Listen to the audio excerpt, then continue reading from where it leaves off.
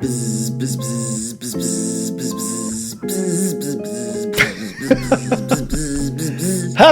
New Year!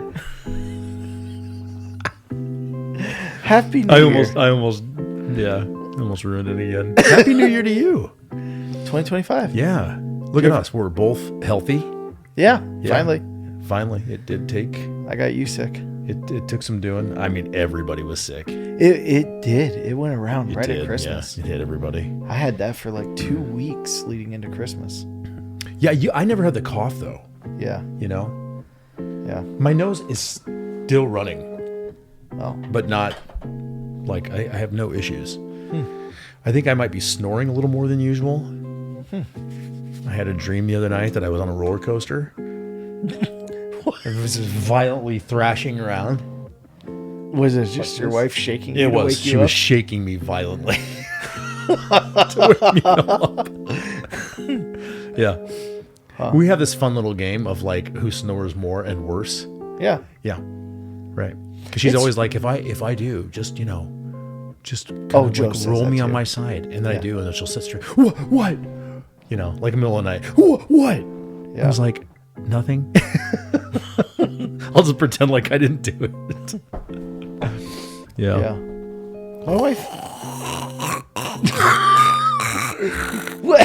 Why you gotta start off the year like this? What are you talking about? Just throwing your wife under the bus. No. It's it's dry. It's very dry. She's right upstairs. She could probably hear us. Yeah. Well, that would be the only way she'd hear any of this content.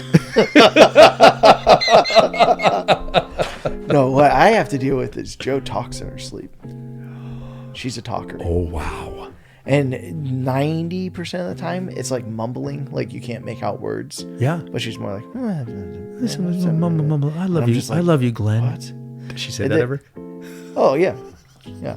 She knows what I look like. Glenn Powell. But every once in a while, she'll say like a word out loud. And so it'll be like dead quiet, we're sleeping. Yeah. And she'll just be like, stop. And I like wake up and I'm like, what? What did I do? And she doesn't say anything else. And then like 5 minutes later, she'll be like, put it over there. I'm like, what? What is happening? Oh my gosh. Yeah. That is kind of terrifying. I had a college roommate who did that. Really? Oh yeah. Yeah, he would. He'd be talking. I thought he was awake. Of course, I was counting about 4 o'clock in the morning. Yeah. And he had been asleep for 5 or 6 hours. He was a lot like Brady, actually. Yeah. Yeah, he's super studious. He had a routine regimen. He would go to bed at 11 o'clock every night.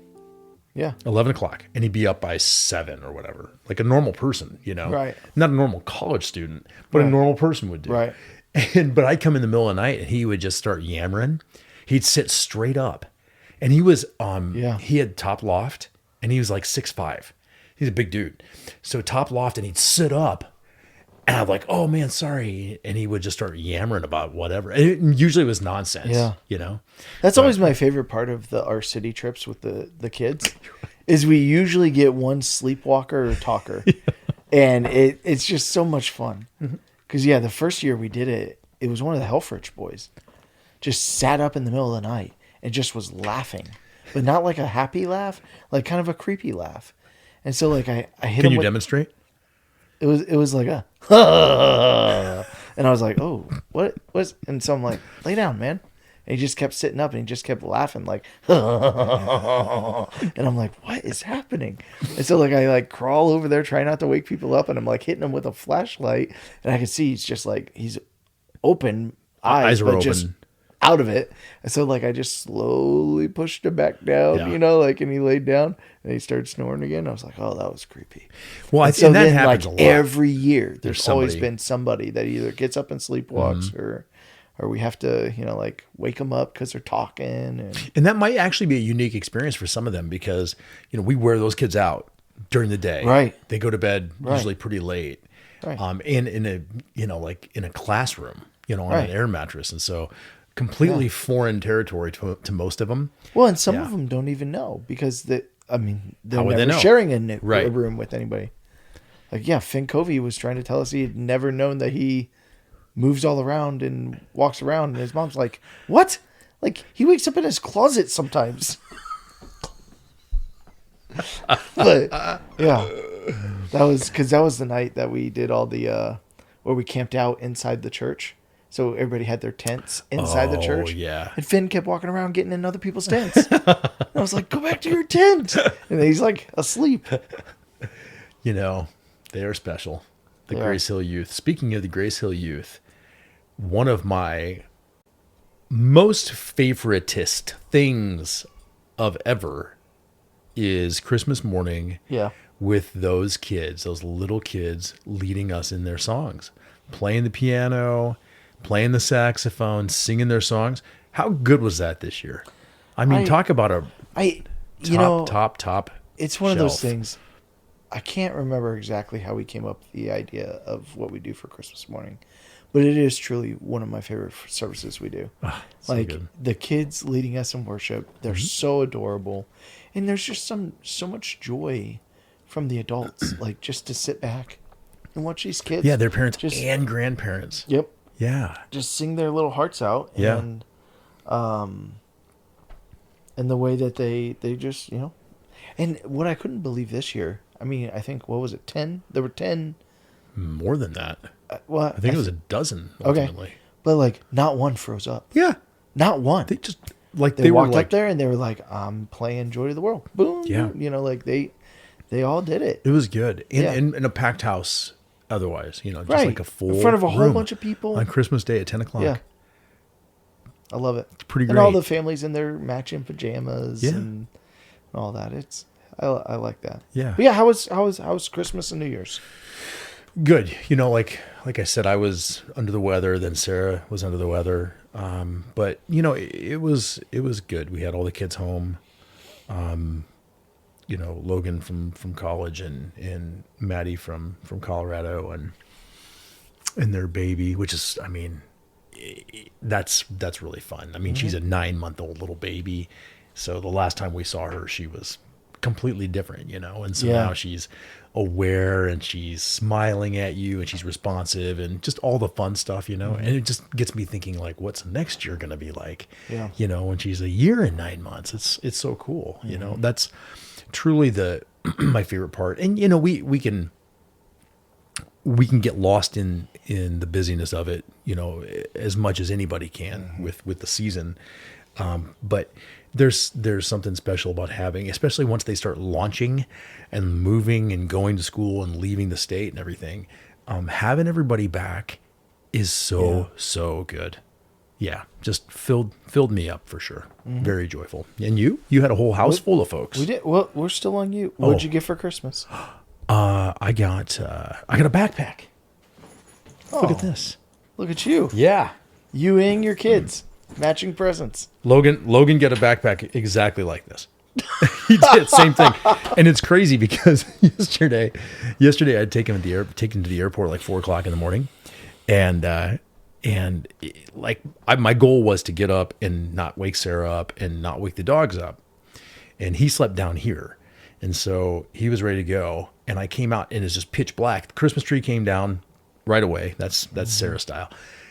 I walk out of our bedroom up there and like, you can't see anything, but I could see him because this thing glows in the dark. So the I could see, he had his backpack on and I could see him glow, just this orb, Yeah. Well, that's safe. Pretty sweet, right? Yeah. Yeah. So when you're walking at night. I know. Yeah. When you're out rucking. Mm-hmm. And then he got me. He actually gave me a link. So he had this big thing, Christmas at Belmont. Mm-hmm. If you didn't watch it, you need to. It's really something. On our TV, on Prime. Yeah. Like it was on there, and he was in the picture. Oh no! It way. was like he was one of like 7 kids. Yeah. And it was like Christmas at Belmont, and it was him. I was like, well, he's a handsome devil, him. That guy. There's this guy that came back and he led the charge. His name's Cody Fry. He was an alum. He's had a really successful career. He's not very old. But for one of the rehearsals, Logan had to be a stand-in. And so it was Logan and the entire orchestra. And so he gave me a link to that video because they had a dress rehearsal and it was incredible. Like really, really great. So yeah, good Christmas. How about you? What'd you get? I got these shoes. I got some new Hey Dudes. I do like those, by the way. I like these a lot. Wearing socks with those then? I always wear socks with my Hey I know Dudes. you do. But I've like worn them every day. I really like them. They're sweet. Christmas was good. It was just us, for Christmas and Christmas Eve and Christmas Day. So that was nice. And just, did the family thing, woke up and all that. And then later in the week, Joe's family all came in. So we had all them in. And that was fun. So like we did Christmas with my family on Thanksgiving when they were here. Right. So the kids have gotten like kind of 3 Christmases and cool. It was a lot of fun. The kids just enjoy all that time with cousins and because we don't have any, we Nothing have local. Well, we have some Joe has some down in like Seward area. Oh, and we don't get together enough. But that's just far enough away. Yeah, it's one of those where it's like, every time we go down there, we're always like, okay, we're gonna make more effort to do that.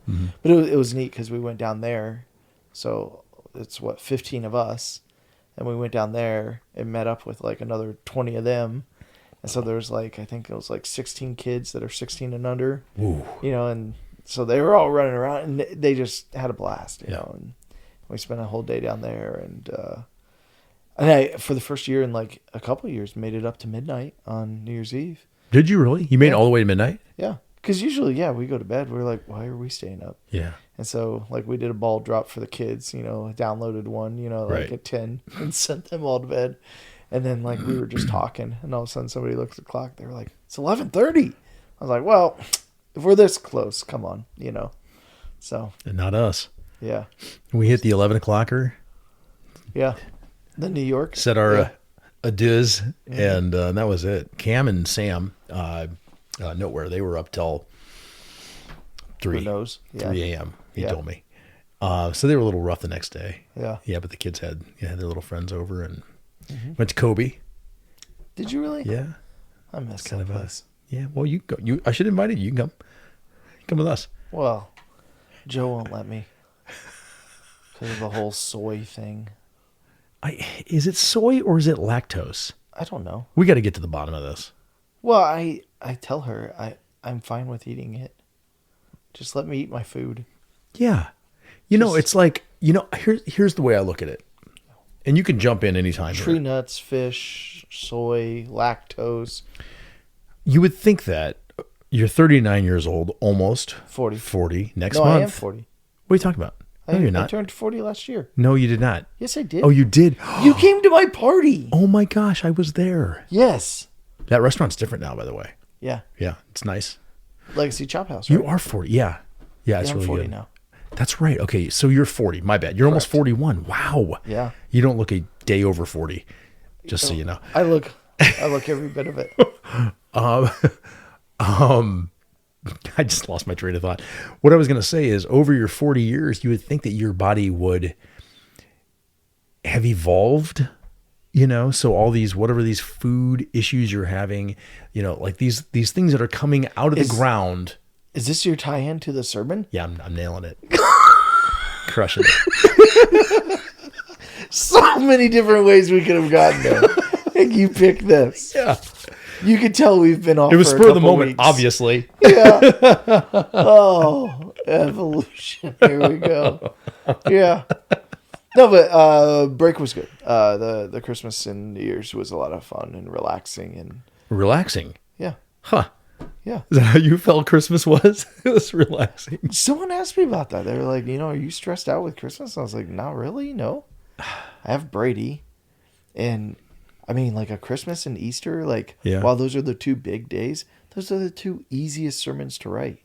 Yeah. Like if you can't write a Easter sermon, you don't belong in you this shouldn't job. be in the ministry. Yeah. I mean, come on, you don't even need to write it out. Yeah, It's but like the extra services and yeah, but we only had 3. we had 3 extra services, right? Well, yeah, I guess. And yeah, that's right. You didn't do anything for those. no, I just showed up. Good point. I just showed up and talked. What is it you would say you do here? Exactly. Everybody else, Brady did extra stuff, and I just walked in and was like, "Here, I'm just gonna talk." So, Oh golly. but But it was great to see GraceHill and a ton of people, and everybody registered, which was so nice because all 3 services were like Pretty the even. exact same Yeah. number. I know. And that was crazy. Yeah. So yeah. Last year there, buddy, last Christmas. Yeah, we flipped the calendar, and so we're only a couple months away from a building, man. Yeah.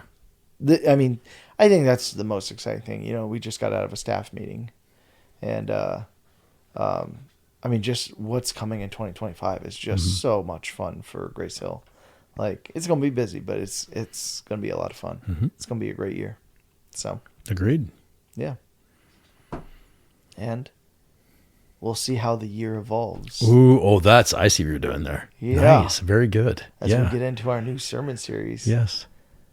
The book of Genesis. That's right. Creation. Yes. So that's our topic for today. And like, oh my gosh, so many, I love preaching on this because after church, so many people come out with questions or, like opinions, a lot of opinions. And it's just fun to hear where people are at, because I think as a pastor, sometimes you're like, oh yeah, like I'm standing up here, I'm saying all this, people are following along, and people are with me. And then you have like a sermon like Creation where people have deeply seated ideas and and they come out and they're like, oh man, I've always held on to this idea or that. And it's like, cool. Like, let's have discussion on that. Yeah. Like I'd love to hear more about where you come up with that from, or what you lean on in that way, because Creation is one of those where like it's wide. There's a wide spectrum of beliefs about it, even within the Christian church. And so it's pretty awesome, but you just start with the big concept that God made it all. And I think one of the big challenges with creation is where you're at with your surrender to God. What I mean by that is the people that I find the majority of the people that read the Bible account and go, okay, like I'm with that. The majority of those people are the people that are farther in their spectrum of surrender. Of just like, I don't have to know all the answers. I don't have to have it all make sense. I don't like, God is God. I am not. He says that. Good. Okay. And I think the people that are on the other end of the spectrum, like, I believe in God. I love God. I follow God. I obey God, like all that. But like, this stuff still needs to make sense to me. And I don't really buy into that. And common sense would tell me this, like, and they struggle with creation, and they add things to what the Bible says to try and make it fit with where they're at. And it's just, it's an interesting dichotomy just to look at how all that plays out and where people are at with that. Yeah. And I said, I'm when it comes to creation, I'm a believer in what the Bible says, that it's a 24-hour day, that, day one had an evening and a morning. It was a 24-hour day, and God made it, and it was done. Like, day one, boom. Day two, boom. And I believe in a God that, when he speaks, he can just make it, and whether it was a 24-hour day or whether each day was, 100 million years or something like that, it doesn't change where someone's going for eternity. Right. And like I said, the one challenging one, I think, is when people try and mix evolution and creation and say, it's evolution, but God was behind it all. That gets a little dicey because of because God wrote the Bible, and you still have to go in line with what he's writing. And so you can't just go with,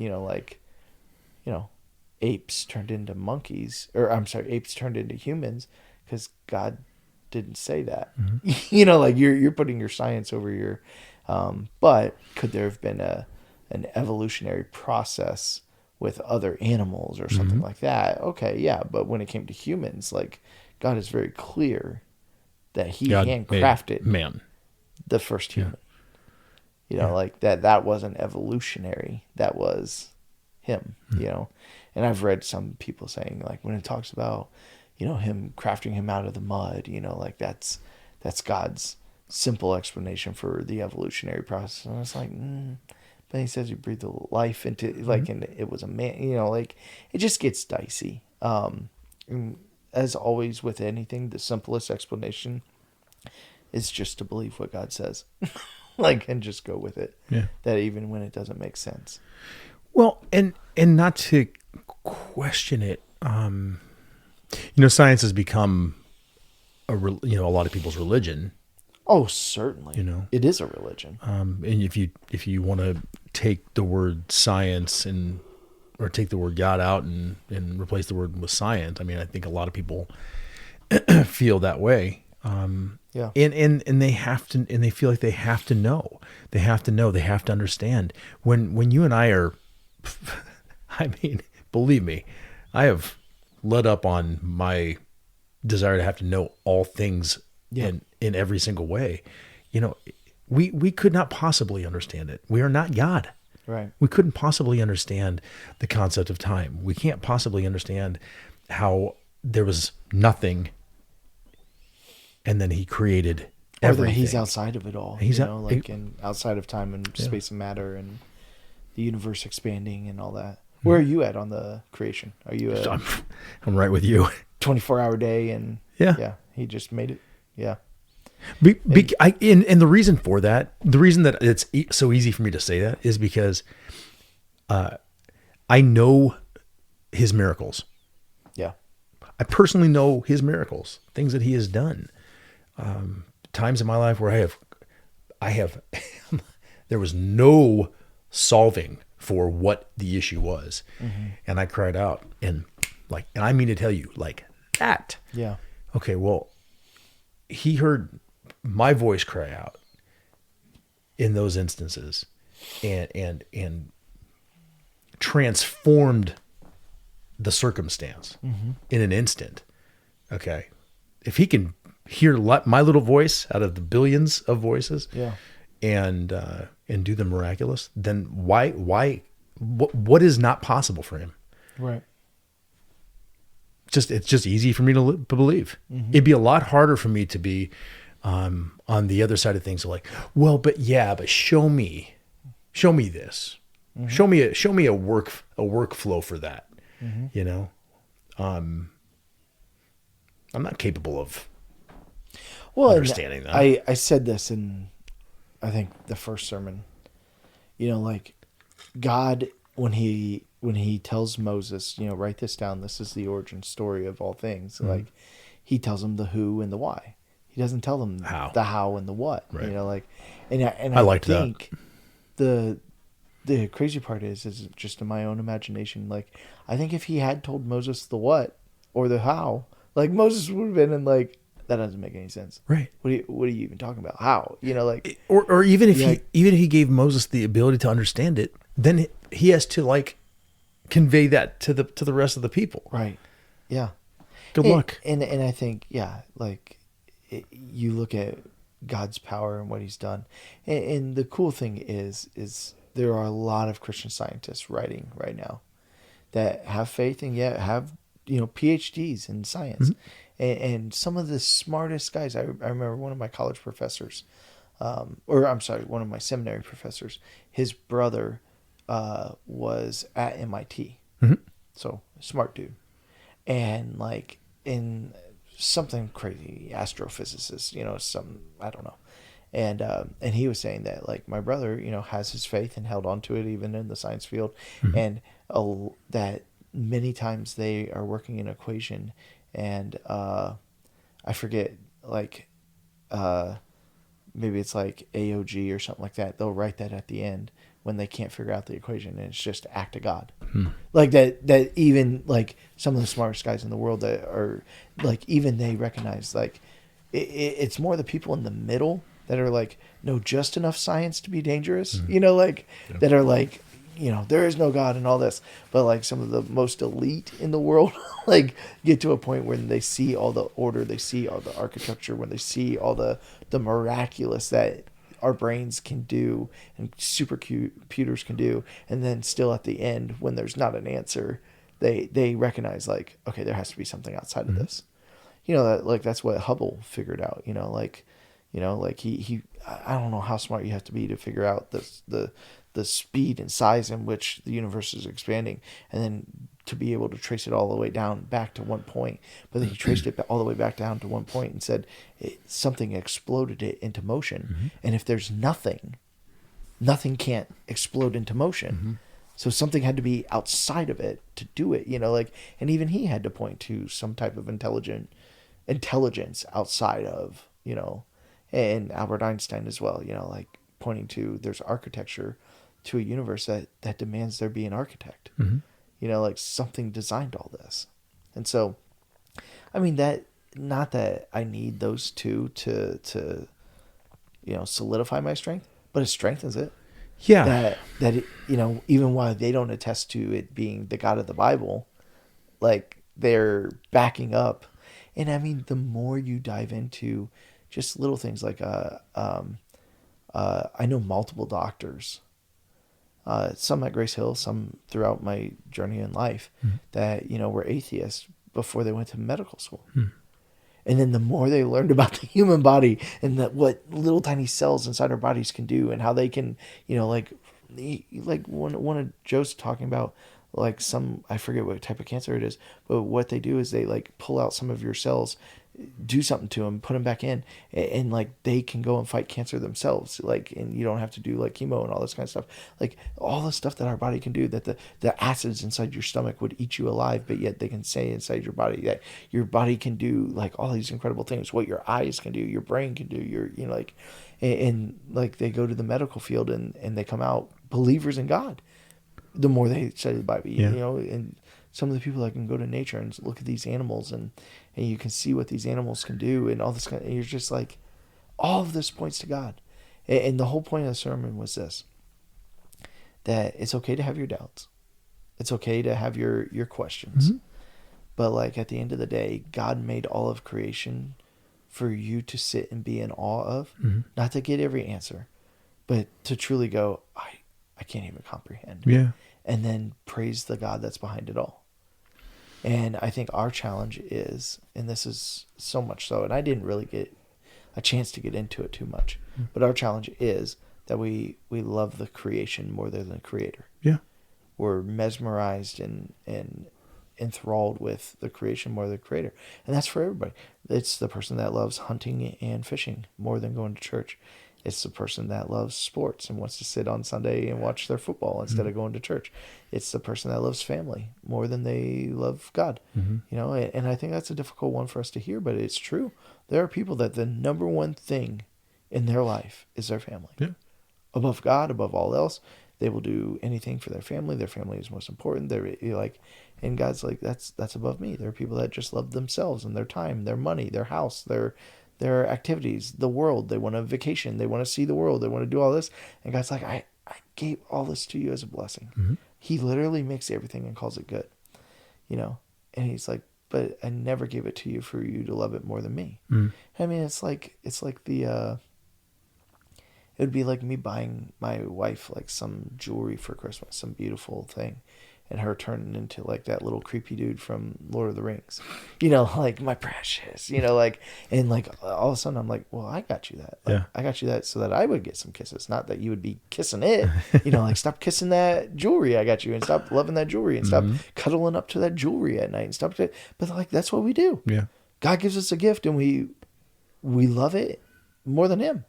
We run away and, give it all of our attention and all of our best and God's like, that's not why I gave it to you. Yeah. And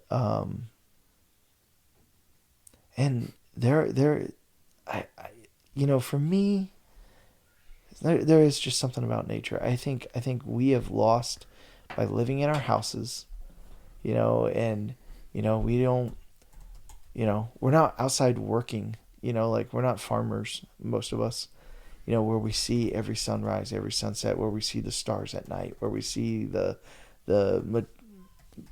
majesty and the beauty of nature. But when you unplug and you get your family out, and you're in Colorado at the mountains, you're in Florida at the beach, you're, in the forest, and you're in the sequoias, and there are all these moments where you just step back in awe.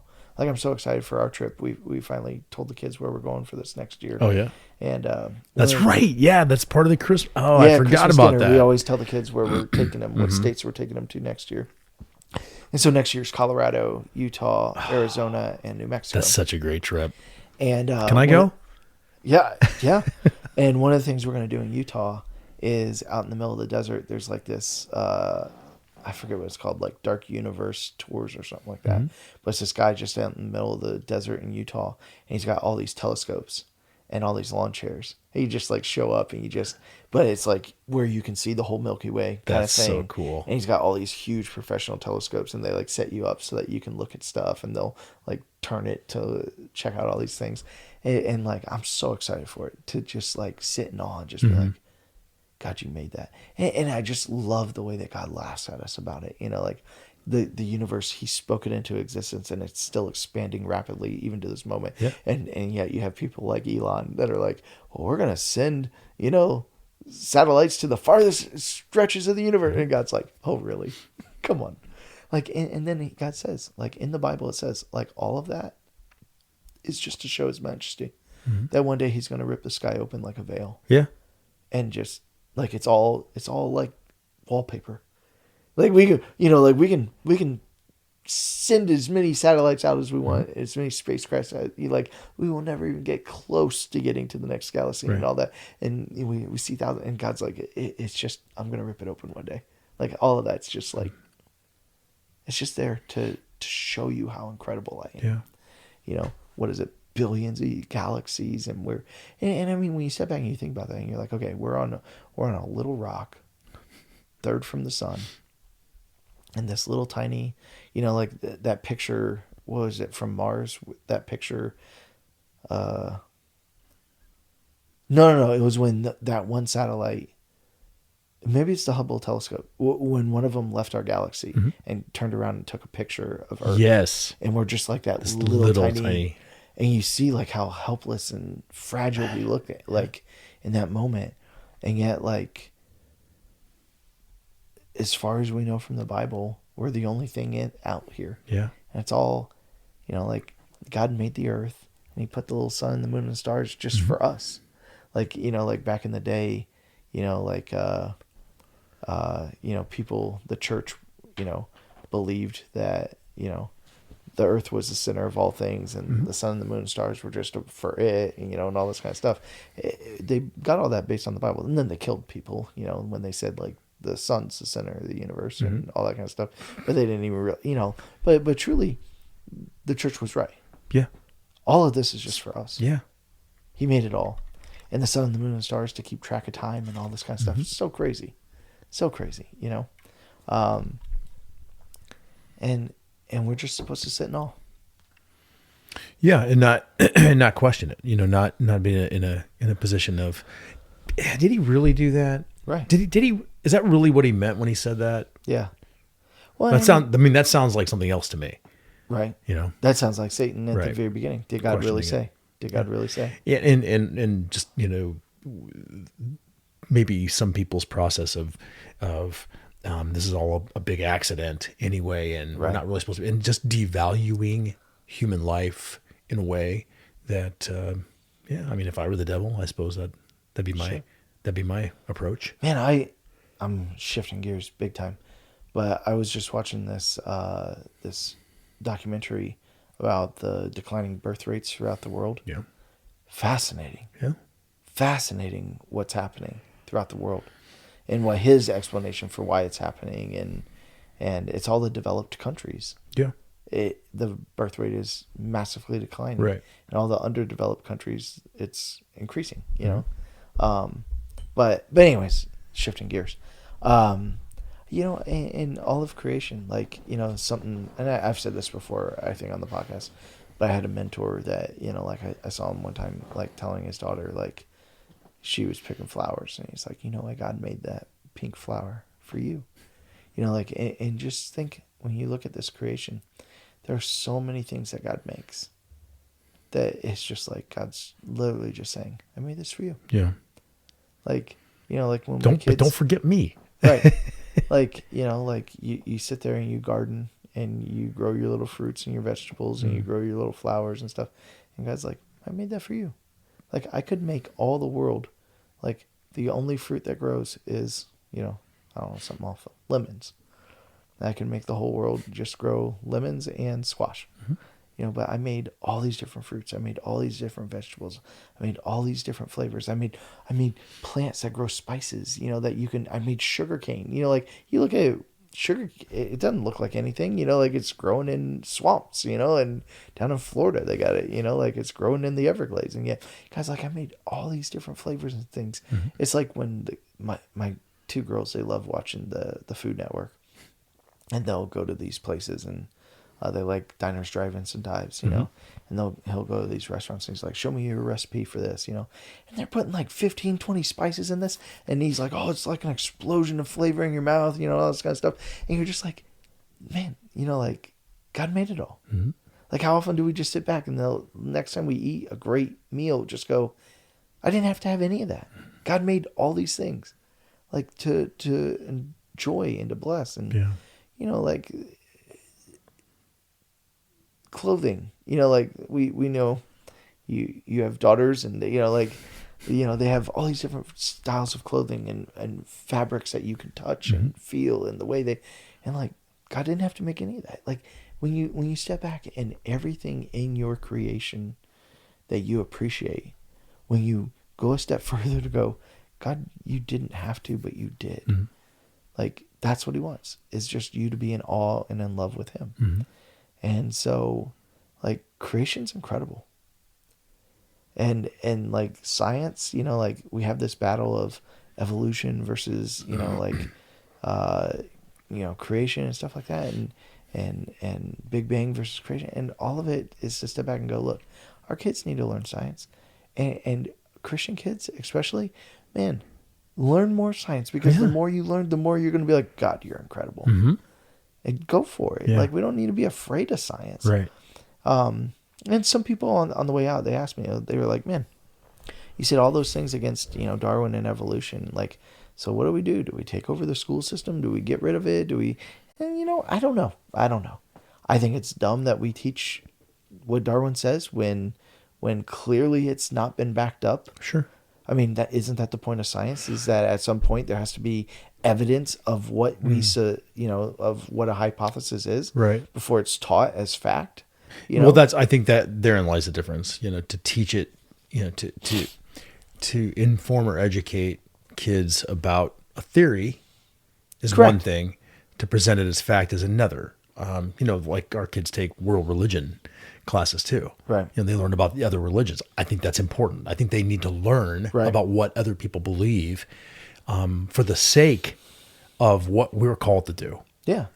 How do you approach somebody who believes something differently if you know nothing about what they believe or why? I think that's an important thing to know. Not to get lost in it. Right. But have enough. And the more you're presented with other ideas, the more it can sharpen your own. Right. Well, how do I answer for that?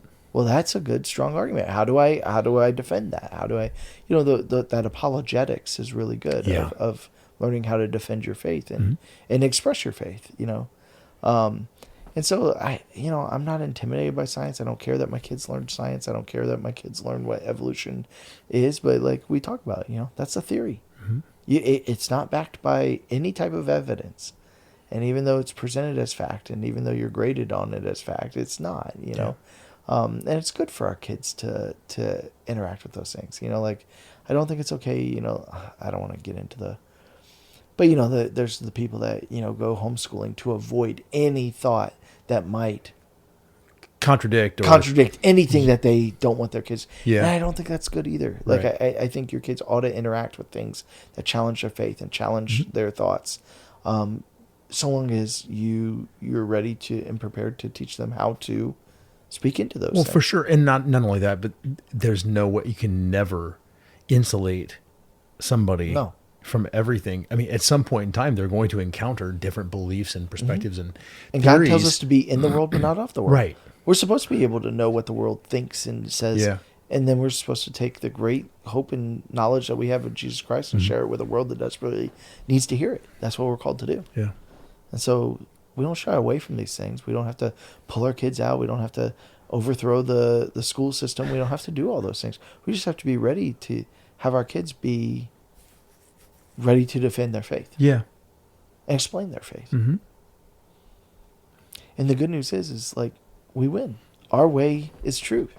And the more you dive into it and the more you study it, the more you see it's truth. Yeah, so don't be afraid of it.